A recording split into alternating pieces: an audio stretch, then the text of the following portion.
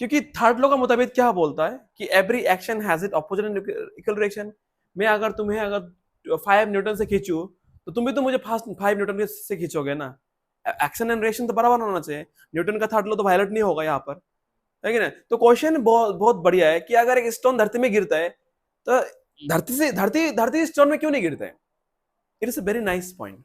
क्या वजह है इसका पीछे में? देखिए हमको मालूम है न्यूटन का मुताबिक कि every action has it opposite and equal reaction. ये तो बात यूनिवर्सल ट्रूथ है, इसका कोई इनकार नहीं कर पाएगा ये बात को। बट ऐसा क्यों दिखाई मिलता है कि सिर्फ छोटा चीज धरती में गिरता है?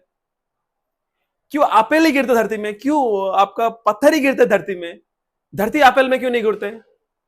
धरती वो स्टोन में क्यों नहीं गिरते गिरते हैं? ये एक क्वेश्चन, बहुत बड़ा क्वेश्चन है एक्चुअली। इसमें क्या मेन वजह क्या है पता है? ये जो स्टोन है, ये जो एप्पल है, इसका मास बहुत कम है। इसका मास धरती का मुकाबला बहुत कम है। तो इसलिए हम लोग को फिजी के लिए क्या दिखाई मिलता है कि वो एप्पल गिर रहा है अर्थ में। लेकिन अर्थ का mass in comparison to the apple काफी बड़ा है, काफी कितना करोड़ों गुना बड़ा है। तो हम लोगों को क्या होता है, हम लोगों को धरती मूव होते हुए दिखाई नहीं मिलते। समझ में आया? हाँ, अगर एक एप्पल अगर धरती से बड़ा होता तब दिखाई मिलता, हाँ देखो यहाँ पे क्या हो रहा है, धरती एप्पल नहीं गिर रहा है देखो। लेकिन एप्पल का मास कम होने की वजह से हम लोगों को क्या, हम लोगों को वो दिखाई नहीं मिलता है। समझ में बात जो जैसे ना, तो देखो आपको देखो हम लोग को मालूम है, देखिए जैसे कि मून मून किसका चारों ओर घूम रहा है? क्योंकि यहाँ पे मून बड़ा छोटा है ना, अर्थ बड़ा है।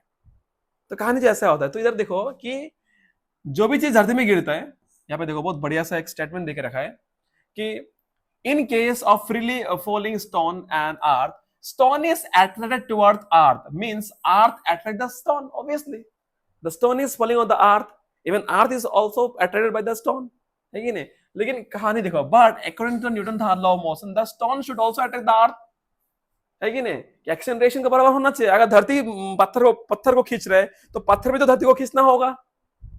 It should be violate, do not can not violate this thing. तो क्या हुआ? इट इज ट्रू, ये सही है। The stone also attack the earth with the same force, as we know the force equal to ma, but due to very less mass of the stone का मास बहुत कम होने की वजह से the acceleration of the acceleration in its velocity is 9.8 metre पर second square. वो stone का acceleration कितना हो जाता है?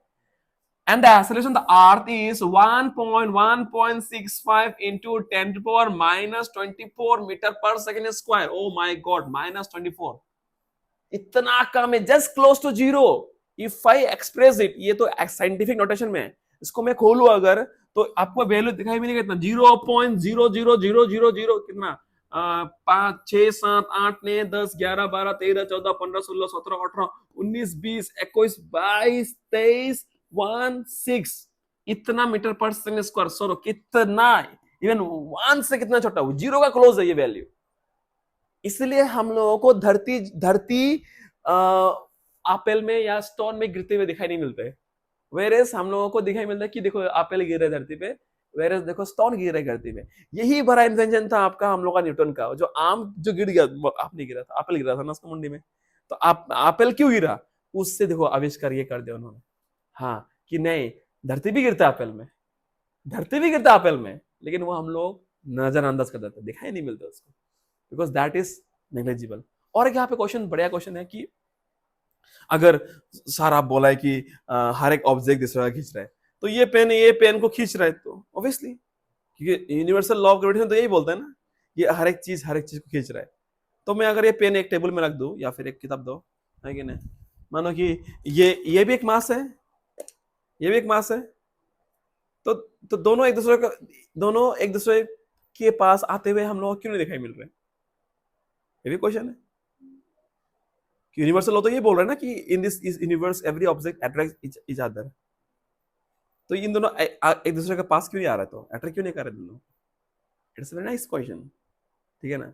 देखो यहाँ पे ना, ये मास लॉ बहुत नेग्लिजिबल है। ये मास, ये जो अट्रैक्शन हो रहा ना बीच में, ये अट्रैक्शन जो बहुत कम है, ठीक है ना? और यहाँ पे हम लोग धरती भी है, धरती भी लोग खींच रहे हैं, जैसे gravity, there is a fraction, so जो फ्रैक्शनल फोर्स है, सो जो ग्रेविटी पुल है वो काफी ज्यादा है इन दोनों का फोर्स है। इसलिए इन दोनों क्या हो रहा है, इन दोनों क्या सामने मूव होते हुए दिखाई नहीं मिले हैं। लेकिन अगर ये पेन बहुत बड़ा होता, बहुत बड़ा होता है, बहुत बड़ा बड़ा होता है, मतलब कि ये एक जुपिटर है, ये सैटर्न है, तब देखो वो अट्रैक्शन जो फील होगा आपको।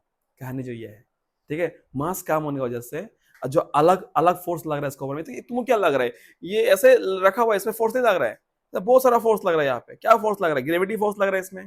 ग्रेविटी खींच, अगर मेरा हाथ ना होता गिर जाएगा नहीं, क्योंकि ग्रेविटी खींच रहा है इसको। समझ में आ रहा है बात? जो फ्रैक्शनल फोर्स लग रहा है इसमें।